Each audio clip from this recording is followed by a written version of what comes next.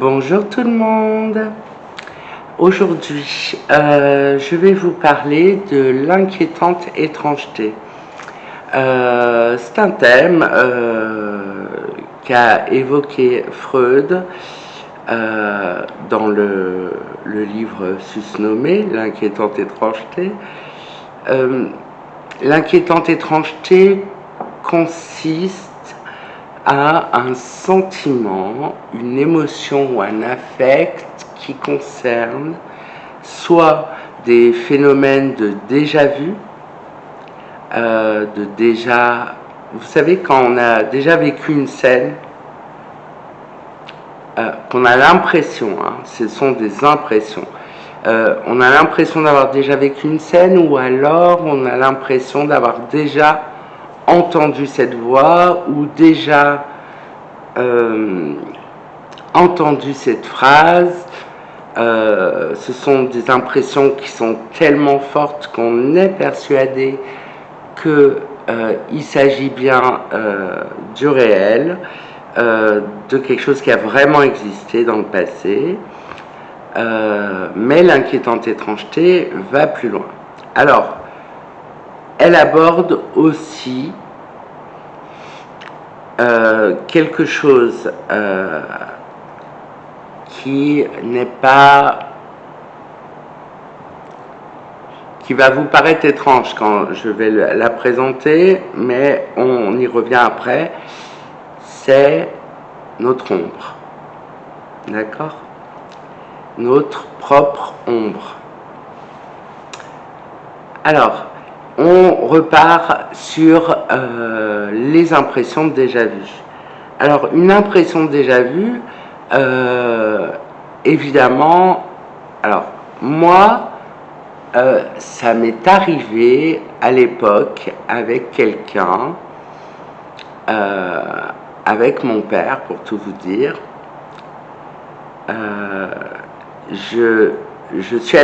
Nous sommes assis à un café. Nous voyons arriver un 4x4, donc un café donc face à une rue. Nous voyons arriver un 4x4 qui ralentit et qui tourne dans la rue et qui s'en va. Au lieu de continuer tout droit, il tourne dans une petite rue et il s'en va. Très bien. On va dire que 3 minutes après,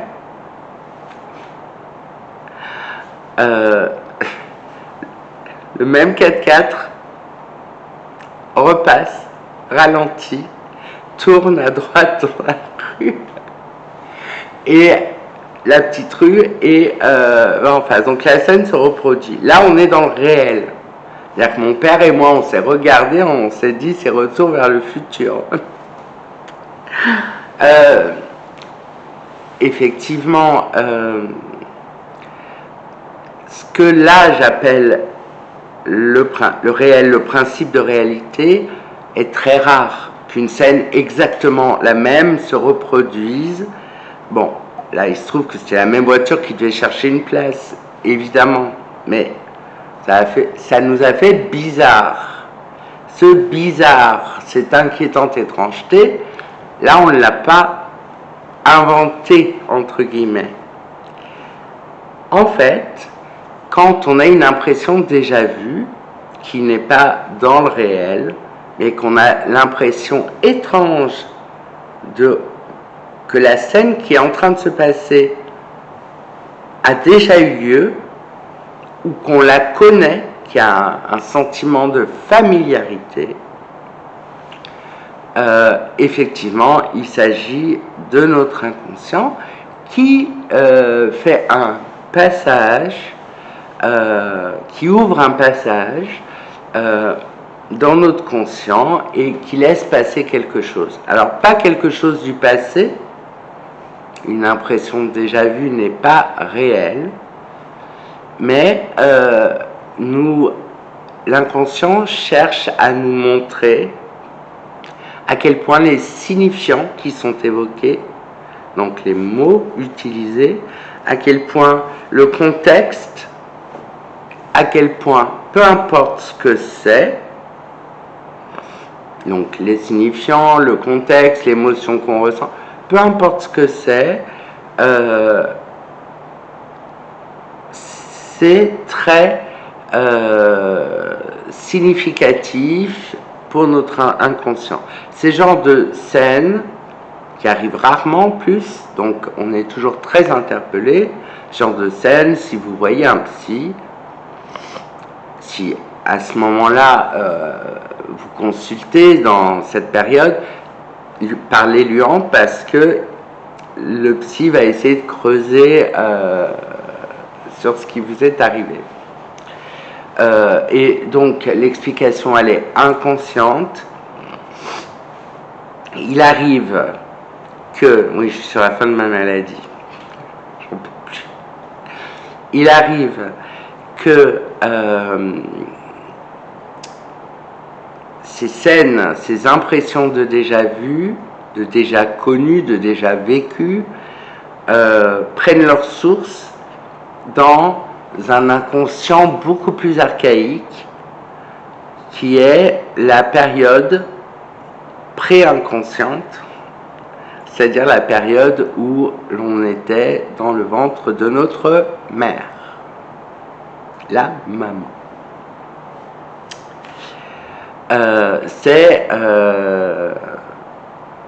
Dans ces cas-là, ce sont des choses qui ont été entendues par le fœtus, qui ont été vécues, qui ont été des affects qui sont venus toucher le fœtus et qui refont surface, comme parfois, il donne l'exemple, Freud, dans son livre, d'une fontaine sur une place, je crois que c'est à Vienne d'ailleurs, et la personne reste interpellée, bloquée devant cette fontaine parce que cette fontaine, elle a l'impression de la connaître alors que c'est la première fois qu'elle passe à côté. Cette fontaine-là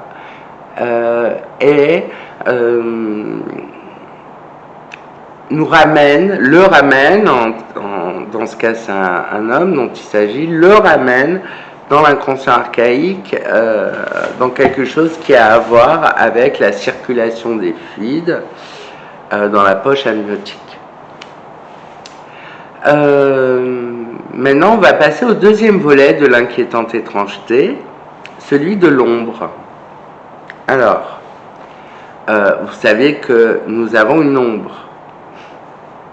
Dès qu'il y a de la lumière, des photons, c'est-à-dire que ce soit les photons du soleil, que ce soit les photons de la lune, les photons d'une lampe,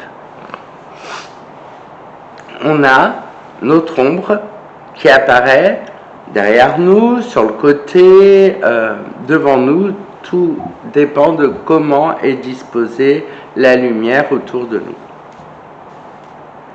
Cette ombre, ce reflet sombre de nous-mêmes, on n'y a pas accès, d'accord? On sait qu'elle est là. Moi, je sais que quelque part, là autour de moi, il y a une ombre de moi. À part si j'avais des lumières partout autour de moi. Mais par exemple, là, je sais qu'il doit y avoir une petite ombre à cause de mon nez, là aussi. Mais je ne parle pas de ces ombres-là, je parle de la grande ombre de notre corps lorsqu'on est debout, ou lorsqu'on se tient à l'extérieur, ou lorsqu'on marche. Bon. Cette ombre, à laquelle nous n'avons pas accès, provoque également un sentiment d'inquiétante étrangeté. Dans une conférence, Freud donne un exemple qui, je pense, est l'exemple qui illustre le mieux l'inquiétante étrangeté. 1, 2, 3, qui illustre le mieux l'inquiétante étrangeté.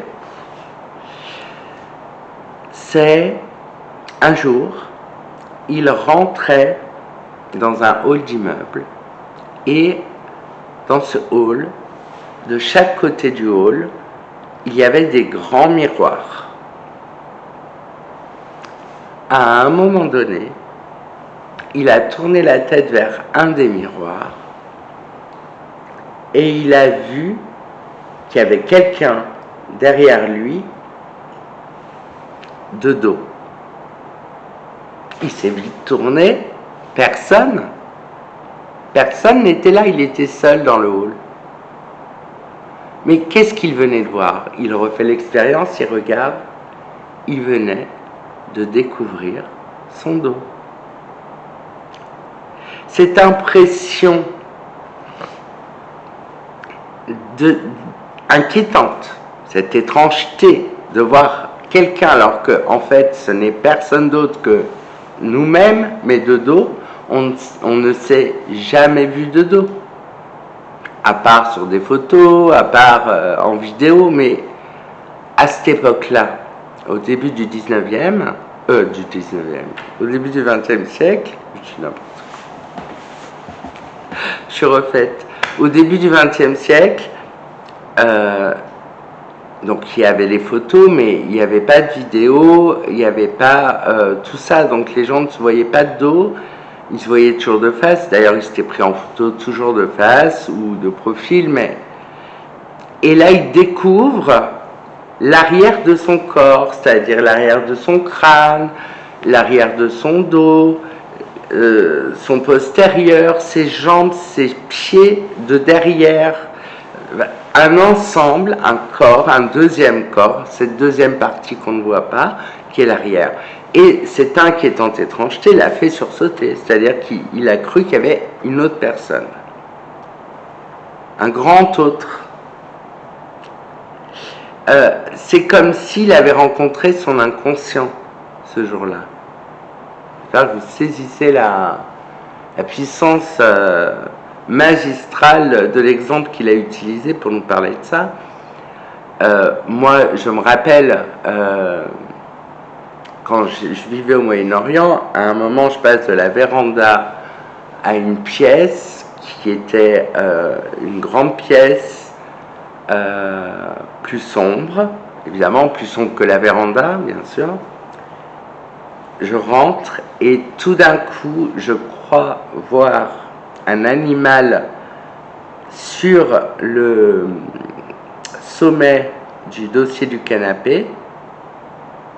Je me mets à hurler, je ne sais pas de quel animal il s'agit, je ne m'attends pas dans un appart à avoir un animal qui rentre et qui vive avec moi. Donc je hurle, je me tourne et je réalise que c'est mon ombre. Voilà, cette étrangeté qui nous inquiète. Il faut savoir que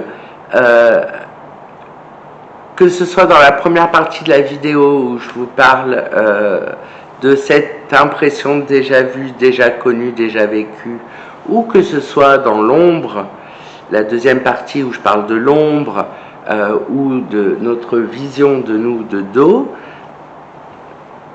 je vais faire un lien entre ces deux parties en vous parlant du temps psychique. Le temps psychique, excusez-moi, le temps psychique est différent, vraiment, du temps solaire ou du temps humain. D'accord? Le temps psychique, alors, il y a effectivement dans le temps psychique, comme dans les autres temps, le passé, le présent, le futur, effectivement, le futur n'existant pas encore. Mais il y a bien le présent et le passé, mais ce n'est pas le même temps du passé et le même temps du présent.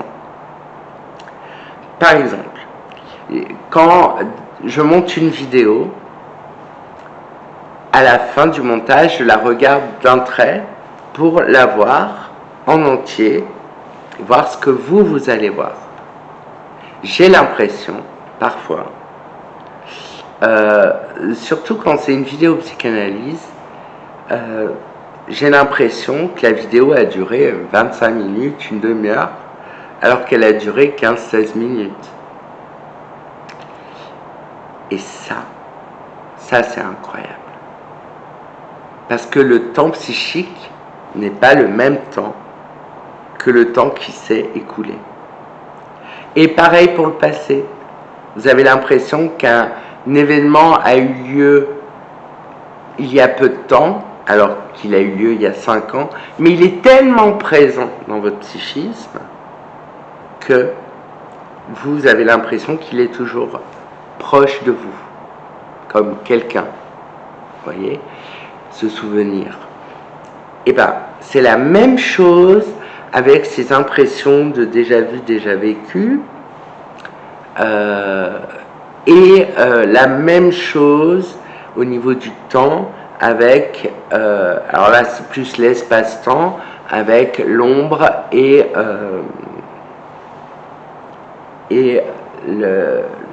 cette personne qui est en fait l'arrière de nous-mêmes. Cette impression parfois d'être suivi, de se retourner, mais en fait c'est notre ombre qui nous suit. Vous voyez ? Donc voilà, je vais conclure là-dessus. Je vous remercie d'avoir regardé cette vidéo. Je vous dis à dimanche prochain. Portez-vous bien. Je vous embrasse. Et jeudi vidéo make-up, dimanche vidéo psychanalyse.